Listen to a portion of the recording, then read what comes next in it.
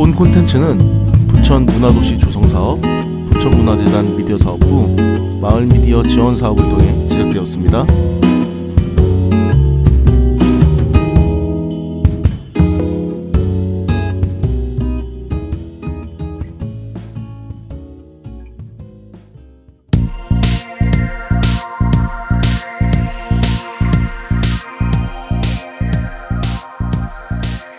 태경과 폭동이의 부천 오원소.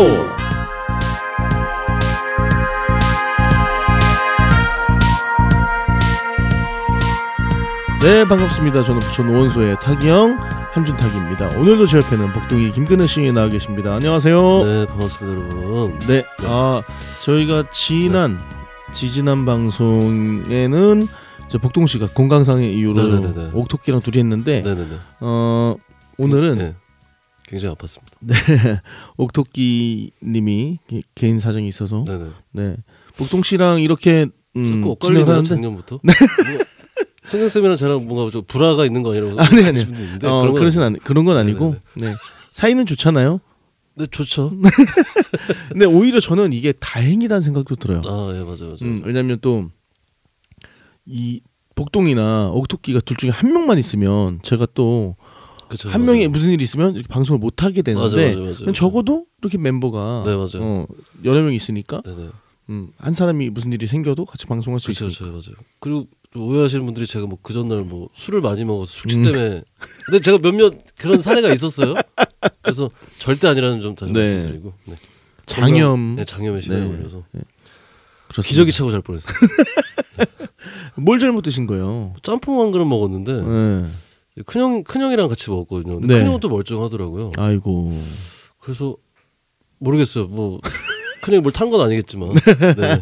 아무튼 뭐 음식 다 조심하시고 날씨가 또 추웠다 더웠다 하니까 이거는 더울 때 나갈 거니까. 네네. 네, 날 더우니까. 네네. 음식 조심하시고. 네, 음식 조심하시길 네네. 바라겠습니다. 네네.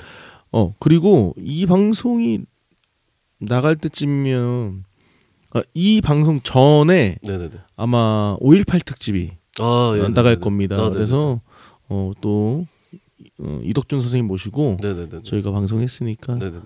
혹시 못 들으신 분들이 있으면 네네네. 다시 들으시면 네. 좋을 것 같습니다. 네. 그래서 저희가 오늘 무슨 얘기를 할 거냐면 제목 보고 아마 아시는 분들도 계시겠지만 오늘 작년에 이어서 여성 독립운동가 특집을 합니다. 네네네. 보통 혹시 영화 파묘 보셨어요? 제가 보진 못했는데 네. 뭐 사정이 있어서 보진 못했어요. 네. 근데 이게 파묘가 영화로 이게 크게 흥행을 하면서 매스컴이나 매체에서 많이 다루더라고요. 맞아요. 그래서 어느 정도는 저도 몰랐던 사실도 좀 알게 되고, 근데 오늘 선생님 모시고 얘기하면은 더 자세히 알 수 있지 않을까. 그런 생각하고 파묘에 대한 이야기를 할 건 아니지만 뭐냐면 파묘에 등장인물들의 이름이 다 모두 독립운동가예요. 또 그건 또 몰랐네. 네, 그거를 그 감독님이 유퀴즈에 나와서 또 설명하신 방송도 있었는데 그래서 저희가 오늘부터 앞으로 3부작은 파묘에 등장한 여성 독립운동가 3분에 대한 특집을 하려고 합니다. 저희끼리 할 수 없죠. 그렇죠. 저희의 몰라요, 저희는. 역사 선생님 동진쌤 모시고 인사 나누겠습니다. 안녕하세요. 안녕하세요. 역사를 사랑하고 즐기는 역사 덕후 역사 강사 이동진입니다. 반갑습니다. 네, 반갑습니다. 네, 오랜만에 뵙겠습니다. 진짜 오랜만에 뵙는 거예요. 네, 작년에 이어서 또 안 늙으시는 것 같아요. 네, 잊지 않고 찾아주셔서 감사합니다. 예. 저희가 저희는 동진쌤을 아니까 그냥 역사 얘기 쭉 했는데 그 어떤 분이 도대체 이 선생님이 누구냐 궁금하다라는 의견을 주신 분이 있어서 자기소개 간단하게 하고 하겠습니다. 네, 역사 강사라고 말씀드렸는데요. 일단 학원과 과외에서 한국사 및 사회, 사탐을 가르치고 있고요. 뭐 초등학생들에게는 이제 책을 통해서 역사 교육을 또 진행하고 있고요. 뭐 일반 뭐 도서관이든 마을 도서관이 이런 데서도 역사에 관련된 주제, 다양한 주제를 가지고 강의를 하고 있는 역사를 정말 사랑하는 역사 강사 이동진입니다. 네, 반갑습니다. 진짜 뭔가 좋은 일을 하시네요. 저는 뭐 술이나 먹을 줄 알지. 돈 버는 일이니까 하는 거예요. 동진쌤이 그리고 역사 투어도 하세요. 진짜로? 네, 실제로 저는 몇 번 따라갔거든요. 저희가 덕수궁도 가고 경복궁도 가고 되게 많이 갔어요. 앞서 뭐 그럼 그것도 돈을 받고 하시는 건가요? 아니 돈 안 받으세요. 그렇죠. 또 오해하시는 분들이 계시고 돈 안 받으시고 네네네. 이제 동진 쌤이랑 가면 좋은 게 뭐냐면 네. 이제 서울 곳곳에 가잖아요. 네네네. 끝나고 근처에서 이제 막걸리 아, 뒤풀이가 네, 재밌습니다. 이걸 상품을 만들어서 네, 투어로 투어를 해가지고 인당 한 19,000원씩 해가지고 사업 한번 네, 괜찮죠. 예. 그래서 동진 쌤 네, 돈 되는 거면 하겠습니다. 전문적인 사이가 알겠습니다. 네네. 한번 네 네, 알겠습니다. 기획을 해보죠. 네. 네, 그럼 저희 이제 이야기로 돌아와서 네네네. 먼저 그 파묘에서 김군이 연기했던 연기가 네. 막히더라고요. 그 무속인 연기가 기가 막혔어요. 네, 근데 네. 이 배역 이름이 화림입니다. 화림. 이분이 독립운동가라는 거예요? 네. 오, 바로 진짜로? 이화림이라는 이름의 독립운동가에 대한 이야기를 오늘 하려고 하는데요. 재밌겠다. 먼저 어떤 분인지 궁금해요. 동지쌤. 이 화림 이분은 이제 많이 알려지진 않았어요. 네. 하지만 이제 2015년 회고록이 이제 나오면서 여성 독립운동가로서 굉장히 거의 한 수십 년 동안 평생을 바쳐서 독립운동을 하신 분이고요. 이 화림은 본명은 아니에요. 그러니까 과거에는 본명을 쓰면 잡히잖아요. 아니면 가족들하고 이렇게 뭐 그렇지. 연결돼서 가족들이 고초를 겪을 수 있으니까 가명을 써요. 그래서 원래 이름은 이춘실입니다. 아주 친근한 이춘실. 네네. 근데 궁금한 게 2015년까지 그러면은 잘 알려지지 않았던 건가요? 네, 원래는 그 김구 선생님이 비서도 해서 원래는 백범일지 속에서 한번 등장해볼만 했었는데 네. 백범 김구 선생님이 이화림 열사에 대한 의사에 대한 기록을 남기지 않으셨어요. 네, 그 이야기는 좀 이따가 네. 하도록 하겠습니다. 써오셨나 왜 안 남기셨지? 그러니까 그 이야기를 네. 하겠습니다. 그래서 고향이 그러면은 어디신가요, 이분은? 네, 고향은 평양입니다. 평양. 네. 평양에서 태어나셔서 네. 그러면 언제 태어나셔서 언제 활동하셨어요? 연도는 1905년. 1905년이면 우리 을사능약이 있었던 해에 태어나셔서 이야. 되게 오래 사셨어요. 99년까지 했으니까 95세 장수를 하셨어요. 네. 네. 중국에서 계속 사셨어요. 근데. 중국에서 계속. 예. 알겠습니다. 그러면은 1905년이면 여기서 잠깐 퀴즈. 복동 씨. 네. 3.1 운동이 몇 년도일까요? 3일요? 네. 3월 1일 날 났는데 그게 제가 장염이라 알겠습니다. 이거 아는데. 네네네.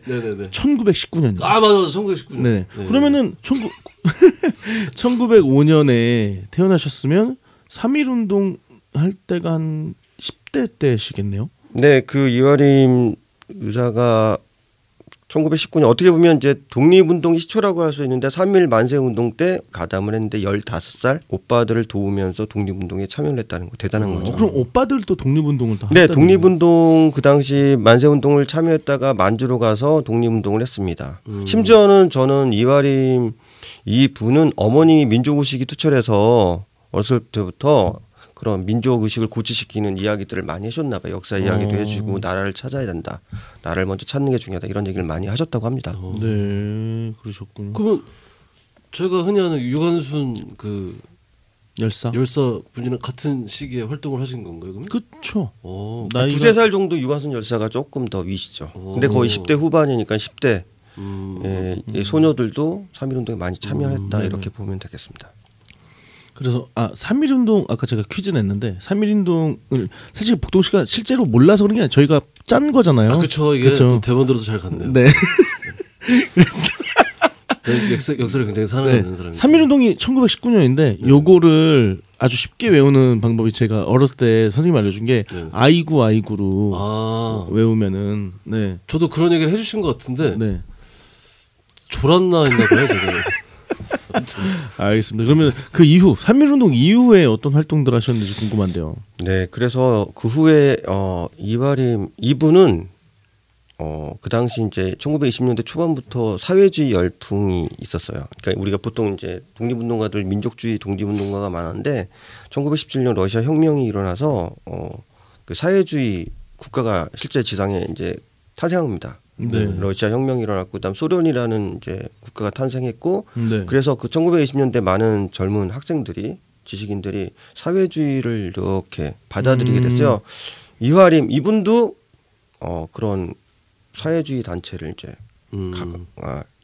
들어가게 됐고 조선공산당에 입당까지도 하셨습니다. 1927년. 그러니까 사회주의 계열에서 독립운동을 열심히 네, 하셨고. 국내에서는 일단 그렇게 평양에서 일단 공부를 하고 사회주의 활동도 좀 하고 있었죠.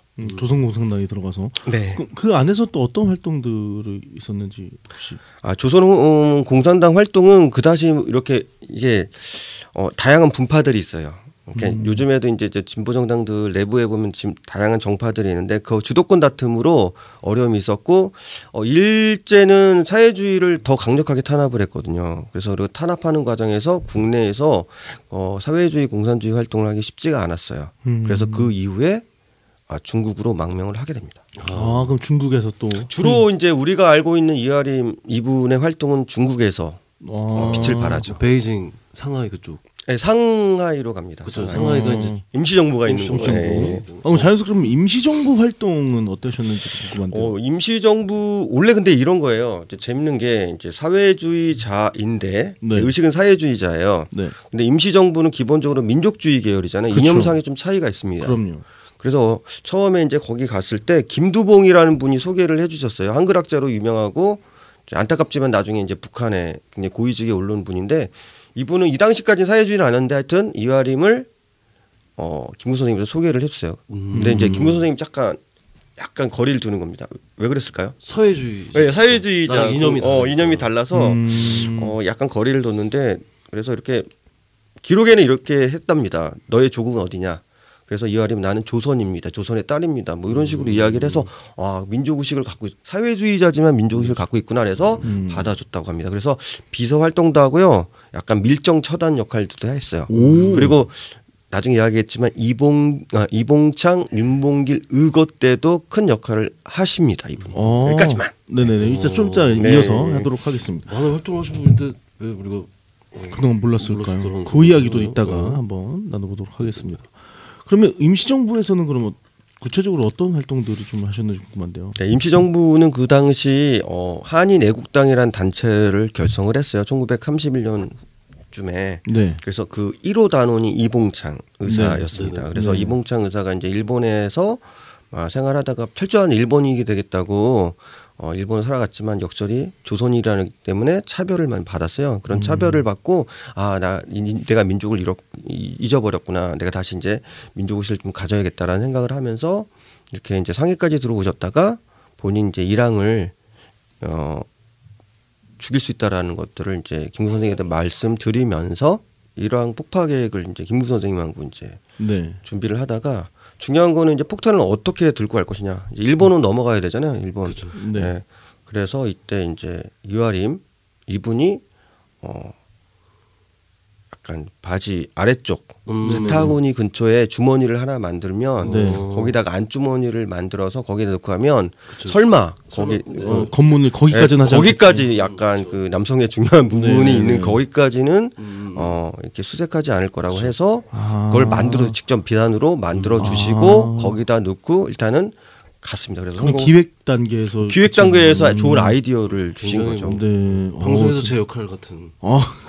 네. 잘 찾아가시네요.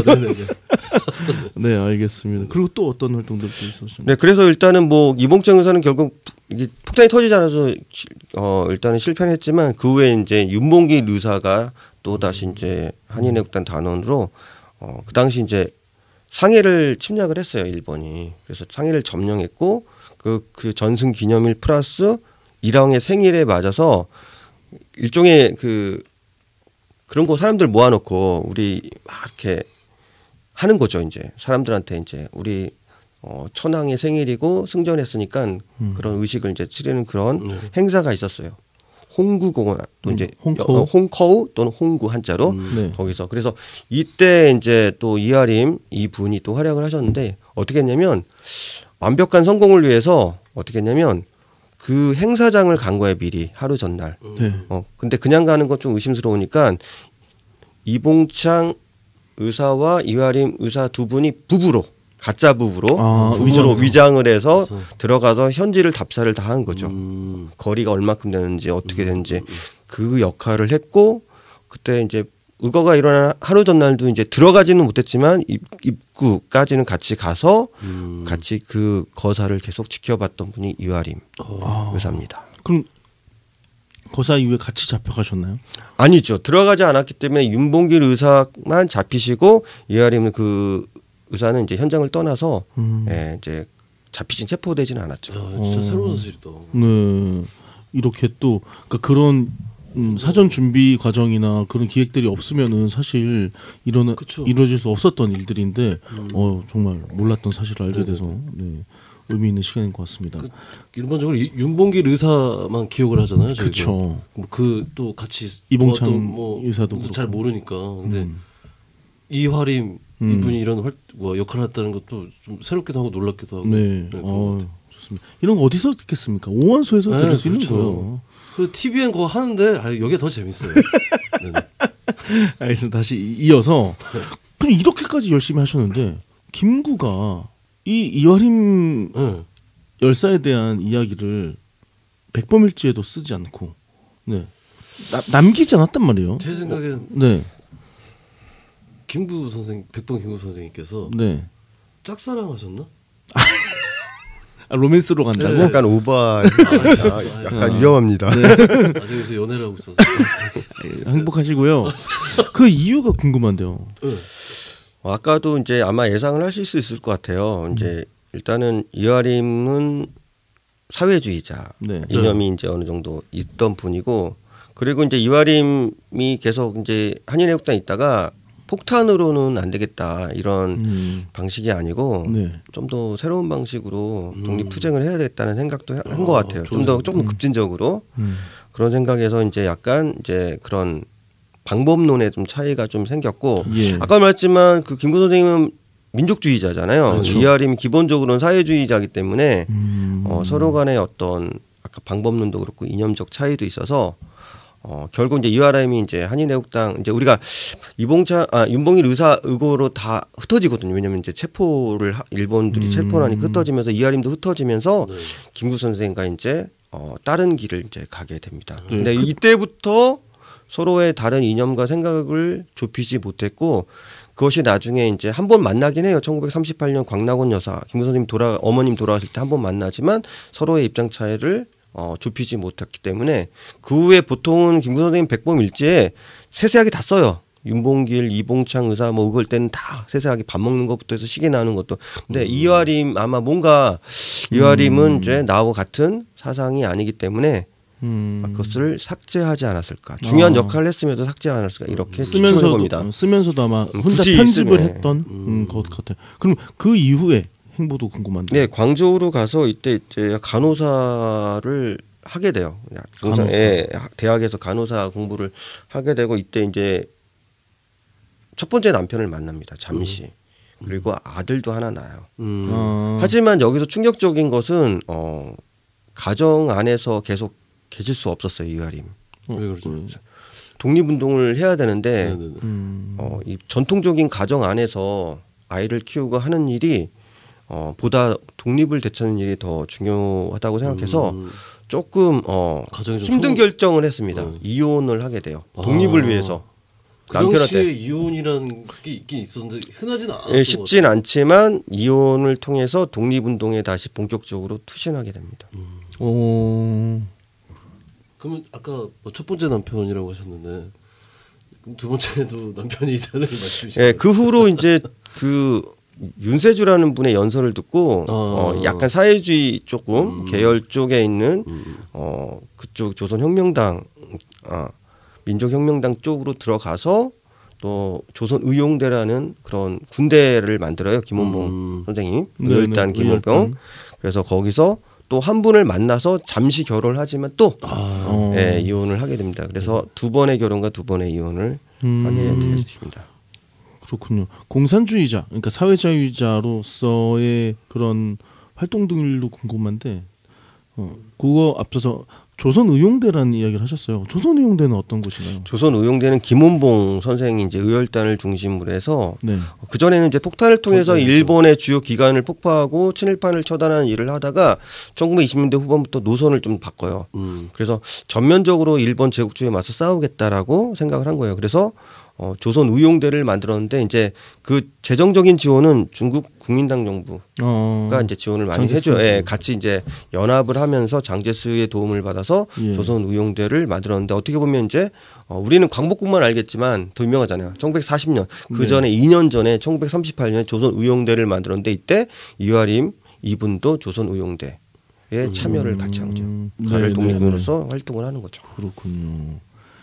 그리고 광복할 때까지의 그러면 계속 조선의용도 활동을 계속 하신 건가요? 조선의용대에서 이제 나중에 일부 화북지대 일부는 이제 중국 공산당 지역 애난으로 들어가요. 그래서 이제 조선의용대 일부가 그쪽으로 들어갔는데 이때 이화림이 같이 가면서 조선의용대가 조선의용군으로 바뀝니다. 이 조선의용군은 이제 우리가 말하는 마오쩌둥 중국 공산당 정부와 연대를 해요.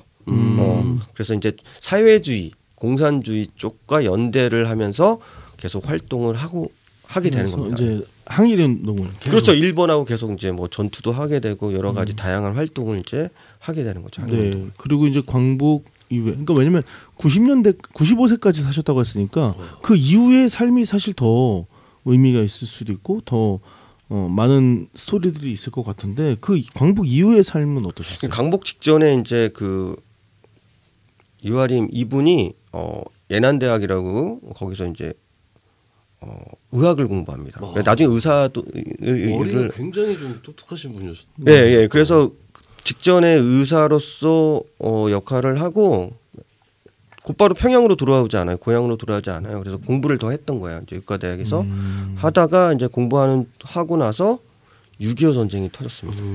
그런데 6.25 전쟁 때 중공군이 참여를 하잖아요. 네. 물론 북한군도 있지만 본인이 평양이고 그리고 사회주의고. 맞아요. 네, 그래서 사회주의자이고 지금 중국에 살고 중국은 지금 공산당이 통일을 합니다. 1949년에 국共내전에서 그래서 자기 이제 6.25 전쟁 있을 때 중국군의 이제 일종의 이제 의사잖아요. 네. 그래서 유생병으로 같이 이제 그 중국군과 북한군을 이제 돕는 역할을 했고 실제 이제 전쟁 중에 좀 다치셔요. 그래서 이제 만주 지역에서 이제 치료를 받고 주로 이제 만주 지역에서 이제 돌아가실 때까지 활동을 하십니다. 의사로서 활동도 하고요. 알겠습니다. 그런데 잠깐 이야기 짚고 가면 저희가 만주라고 부르는 지역이 지금 어디쯤이에요? 만주는 지금 우리가 보면 동북 삼성이라고 그래서 길림성, 뭐 흑룡강성, 지금의 중국 땅, 중국장인데 뭐 선양, 뭐 하얼빈, 뭐 요런 지역 북쪽으로는 이제 거기까지, 남쪽으로는 북한 지역 바로 건너편부터 그렇게 이제 지역이 된데 이제 보니까 선양 이쪽에 계속 이하림 선생님은 이제 그쪽에서 계속 거주를 했다고 합니다. 왜냐하면 이제 베이징 이쪽 아래쪽 본토보다는 여기 동북 삼성에 이제 우리 동포들이 많이 살기 때문에 그쪽에서 이제 계속 사셨죠. 그렇구나.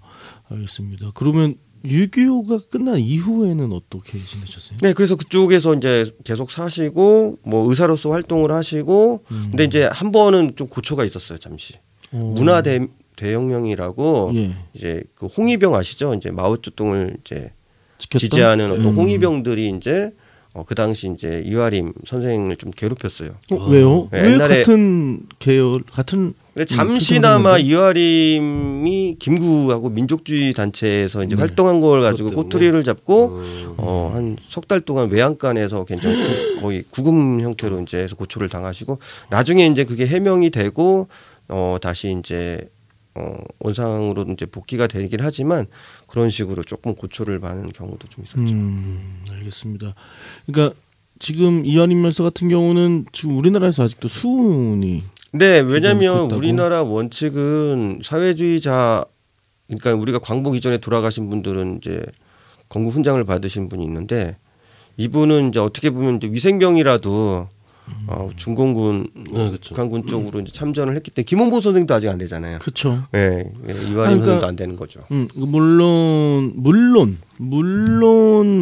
6.25 때 뭐 중공군이었든 인민군이었든 그것도 뭐 역사적으로 다시 들여다봐야 할 일이긴 하지만, 근데 그 이전에 했던 광복을 위해서 싸웠던 일들까지도 다 같이 싸잡아서 없던 일인 것처럼, 잘못한 일인 것처럼 하는 것은 저는 좀 그렇죠. 고쳐줘야 되지 않을까? 지금 우리가 바라보는 시각이 좀 바뀌어야 되지 않을까? 뭐 그런 생각이 듭니다.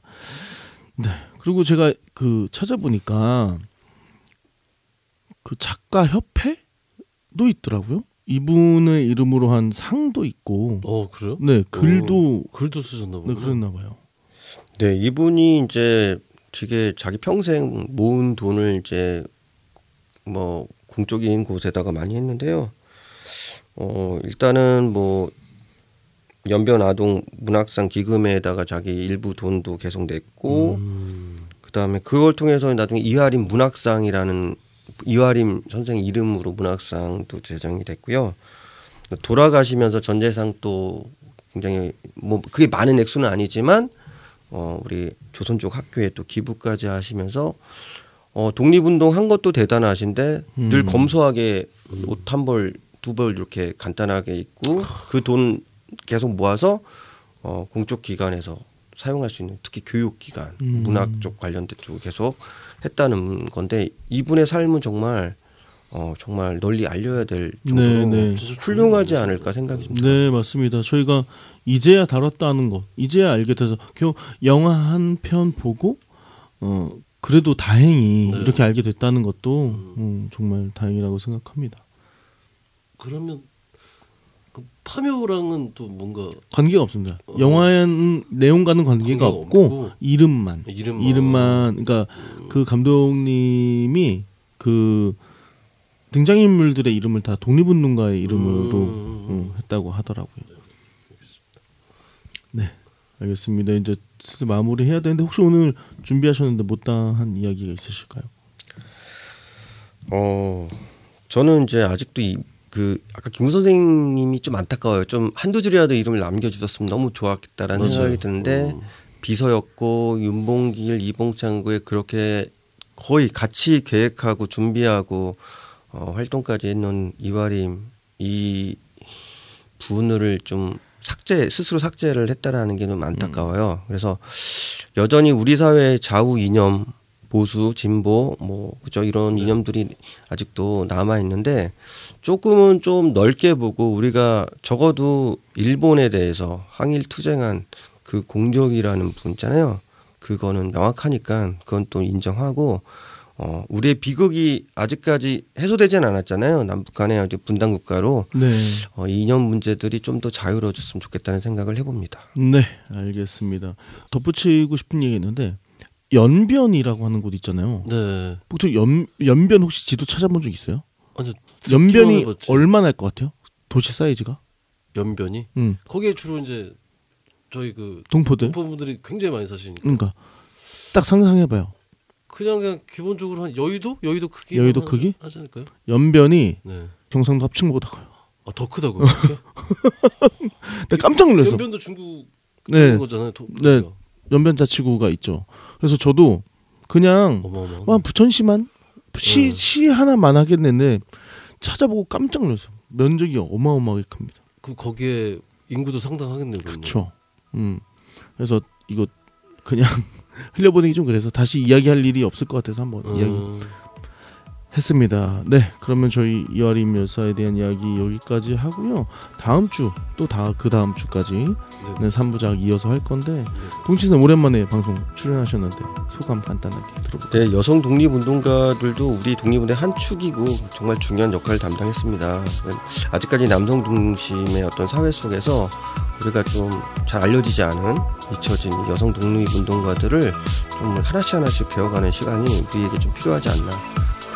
그분들의 삶을 또 기억하고 우리가 좀 계승했으면 좋겠다는 생각을 해봅니다. 네, 알겠습니다. 저희 오늘 방송 여기까지 하고요. 저희 다음 주 더 재밌는 방송으로 돌아오겠습니다. 감사합니다. 고맙습니다.